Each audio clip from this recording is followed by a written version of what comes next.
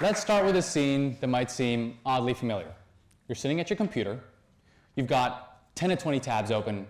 I'm talking news articles, emails, a half-finished YouTube video, your bank account, and maybe even a recipe for dinner. You know, the ones you'll never actually make. Your computer starts lagging, it's frustrating, so you slam your fist on the desk and go, "Ah!"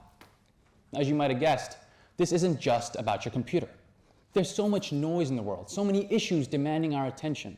And when we try to process it all, we crash. But here's the thing. Closing up some tabs, clearing up some resources, and understanding the root causes can help us understand what's truly going on, without overheating, that is.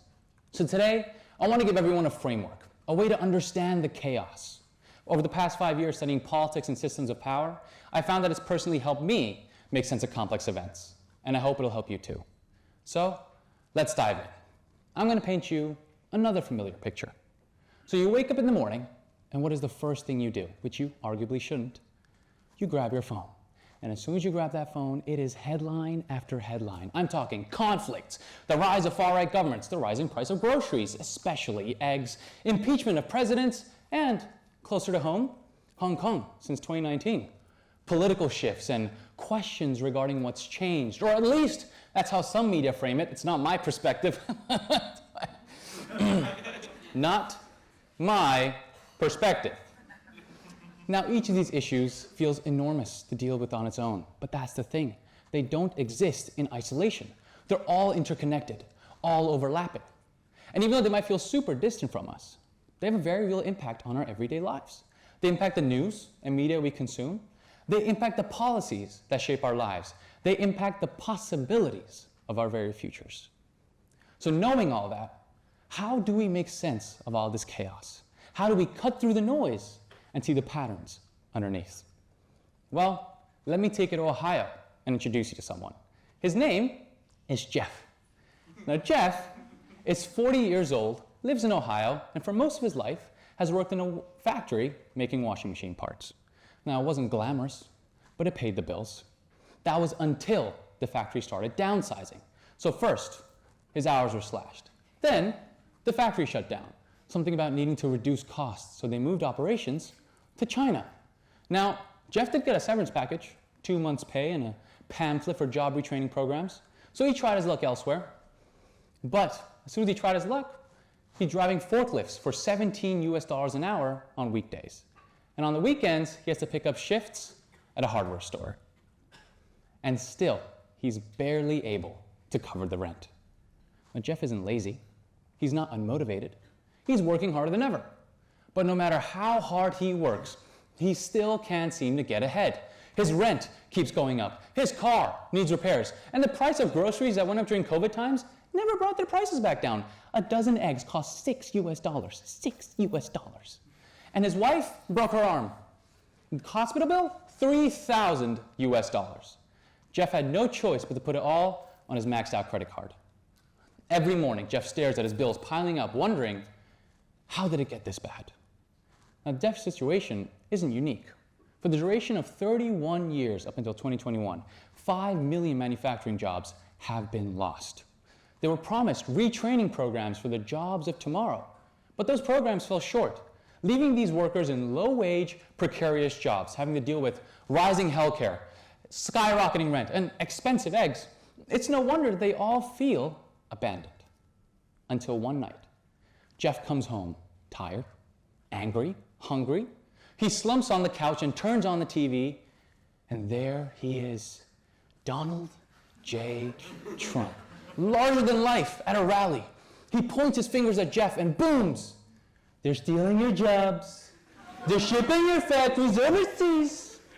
And I'll stop them. Jeff freezes. This guy, this loud orange guy in a red hat, he gets it. See, Trump doesn't speak in polished sound bites or abstract economic concepts. He names Jeff's pain, points directly at it, and says, I'll fix it. Now let's face it, Trump doesn't just sell solutions, he sells certainty. I'm gonna stop China, it's gonna be huge, swipe up to save America, no cap.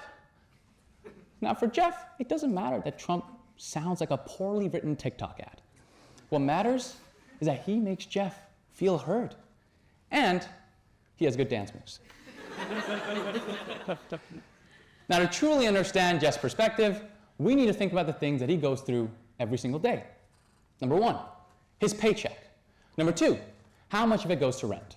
Number 3, whether or not he can afford health care or just take a sick day. Jeff's material conditions are shaping how he interacts with the world, determining whether or not he wakes up feeling secure or trapped. And in his case, his material conditions have been steadily eroding. His wages have stagnated, his costs keep rising, and he's one financial emergency away from disaster. And another thing to note is that Jeff didn't lose his job because the company wasn't making profit. Jeff lost his job because the company wanted more profit. They moved operations to China to save money, boost shareholder returns, and pay their executives higher bonuses. The system is designed to perpetuate economic inequality and power relations that benefit the corporate and the wealthy, leaving workers like Jeff to bear the brunt of it. Now, these people, these workers, how much do they have to deal with? Jeff is a worker in Ohio. But if we were to bring it to be more locally relevant, what about a domestic Filipino worker in Hong Kong? She has a fixed minimum wage and has to deal with no job mobility and nearly no residency rights. But here's the point.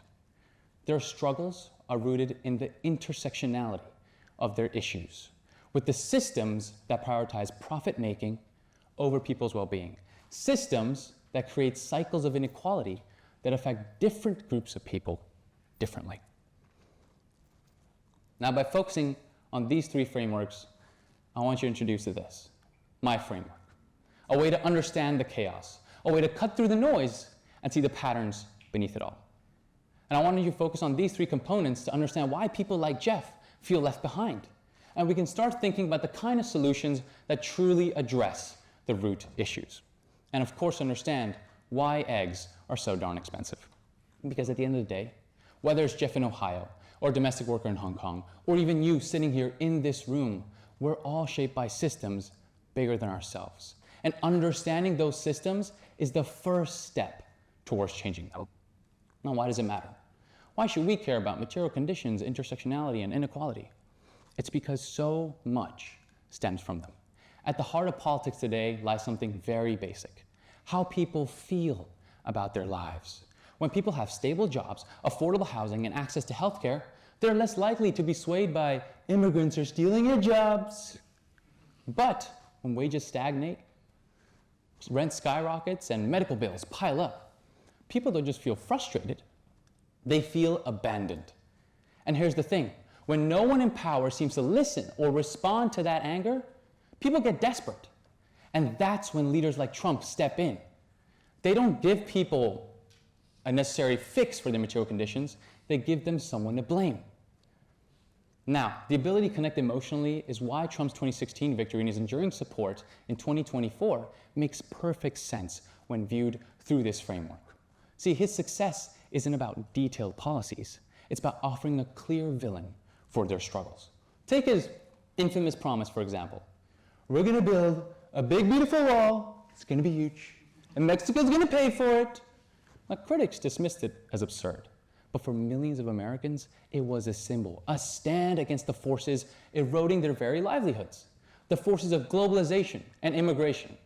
Similarly, Trump's tariffs on China, Canada, and Mexico, which will cost American households an average of $3,000 US in 2025 alone, weren't about economic logic. They were about sending a message. We're not gonna let China or Canada, aka the 51st state of America, walk all over us anymore. This is the genius of Trump's messaging. He taps into raw emotions of frustration, fear, and anger, and channels them into simple, visceral narratives. They're stealing your jobs, and I'll fight to get them back. I'll make eggs cheap again. Now, what about Democrats and Kamala Harris? Well, some would say their messaging often sounds like it was written by a team of motivational, out-of-touch speakers. But they talk about unity and democracy is at stake. But for someone who's struggling to pay between groceries and rent that month, that's like telling a drowning person to stay positive. What about the Biden administration? They've racked up some solid wins. Low inflation, cooling unemployment. But most Americans are like, what economy are you even talking about? They're struggling. As 2024 poll of voters showed that 58% of voters believe that the economy is just bad, that there's been no improvements whatsoever. Another thing to note is that Democrats avoid naming villains. But Trump, oh, he's naming villains left and right. Immigrants, China, liberal elites, woke culture, it goes on and on. So when you look at all this, Trump's victories aren't shocking. He taps into economic anxiety and makes it personal. He points fingers and promises, I'll fight for you, and makes them feel heard. Now, until Democrats learn to connect emotionally, Trump's rhetoric will keep hitting home with millions of Americans who feel abandoned by the system. Now, you might be thinking, okay, America's a hot mess, but surely that's just an isolated case, right? Well, let's zoom out and see how this framework applies elsewhere. Germany, one of the most developed nations in the world, is experiencing a rise in far-right sentiment. You'd think they'd have a built-in never again reflex knowing their history. But when people feel left behind, far-right groups take advantage of that because they're left behind due to globalization, immigration, and that's what they believe. So far-right groups, their messaging is simple. Immigrants are stealing your jobs. Your culture's under threat. Sounds familiar, right? But the real question we should be asking is who benefits from this rise in extremism? Is it the politicians who weaponize fear to consolidate power? Is it media who profit from the outrage? Or is it the corporations who fund divisive campaigns to keep people distracted from their own exploitation? All the while, intersectionality reveals how marginalized groups like immigrants, like refugees, are disproportionately scapegoated. Now, you might be thinking, this is getting a bit too Eurocentric for me. Well, okay, let's hop over to Asia for just one more. In 2024, South Korean President Yoon Suk-yeol was impeached after having declared martial law. Now, on the surface, it looks like a political K-drama on steroids. But underneath it all, it's a story about inequality and corruption. To give you some context, chaebols like Samsung dominate the South Korean economy, with Samsung alone making up 22% of their GDP. And when Samsung's CEO was jailed for corruption, the South Korean government said, yeah, he's guilty, but we kind of need him to keep the lights on, and let him go. Meanwhile, ordinary people are struggling under increased housing prices, stagnant wages, and job insecurity. Young men are frustrated under mandatory military service, poor economic conditions, and perceived unfair gender policies. And while the progressive groups, while they're demanding systemic change and more democratic values, while the young men are falling to ultra-conservative narratives of fairness. Now, Yoon claimed it was necessary to declare martial law to protect against anti-state forces, but many people believe it was because he was covered in scandals, low approval rating, and the fact that the opposition party controlled parliament. So his martial law move ended up just serving as a symbol of a system designed to protect the elite and the wealthy. South Korea's political turmoil can be seen as the culmination of years of frustration as material conditions and societal divides finally boiled over. And Yoon's downfall is just the latest chapter in a much larger story of a society being pushed to its breaking point. So, what can we learn from all of this? Well, my first piece of advice is to think critically, consume the news intentionally, and act with clarity. When you hear about harmful beliefs, it's not about calling them out. It's about understanding the root causes that fuel them and the systems that sustain them. And to do that, we need to apply the framework that we've just discussed. So number one, material conditions as a foundation to understand the structures shaping society. So when you're watching the news, ask yourself, what material conditions are at play? Are leaders talking about real economic issues? Or are they scapegoating marginalized groups to distract us? For example, is a rise in crime really about bad actors? Or is it tied to poverty, lack of opportunity, and systemic neglect? Number two, economic inequality and power relations to reveal who benefits and who loses. When a policy cuts welfare, or increases taxes on a lower income group, who stands to gain wealth and power, and who gets left behind? Number 3, the intersectionality of issues to reveal how overlapping inequalities compound the problem. So think about how a policy affects different groups of people differently. Who's most impacted? How and why them? Now, my second piece of advice, it's going to sound a little corny, but real change does start where we are. So support policies that better people's material conditions. Push for universal health care to end medical debt.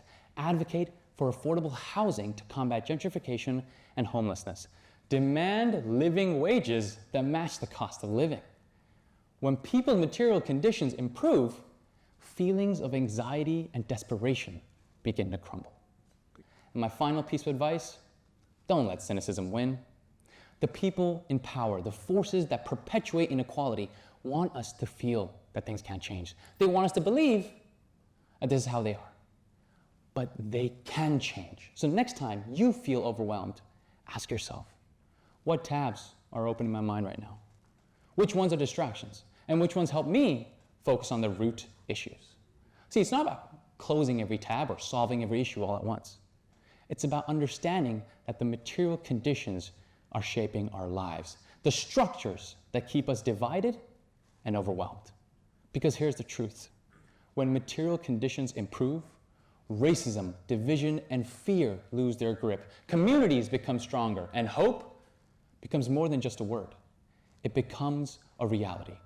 So let's start closing the right tabs and see the bigger picture. Let's make eggs great again. Thank you.